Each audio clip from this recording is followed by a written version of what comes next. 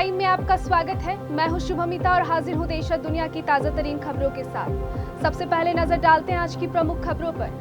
आजसू का दावा, सुदेश महतो की जान को खतरा।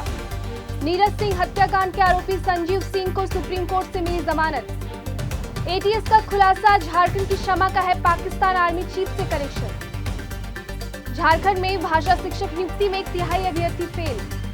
शहीद निर्मल महतो को झारखंड ने किया याद, सीएम ने दी श्रद्धांजलि। गृह मंत्री अमित शाह ने रखी भव्य जानकी मंदिर की आधारशिला। ट्रंप ने भारत ट्रेड डील पर बातचीत से किया इनकार। एशिया कप 2025 से बाहर हो सकते हैं ऋषभ पंत, चोट के चलते चयन पर suspense. Kapil Sharma Lawrence gang के निशाने पर कनाडा में कैप्स कैफे पर फिर हुई फायरिंग। अमेरिकी टैरिफ के दबाव में शेयर बाजार में गिरावट से 300 अंक टूटा।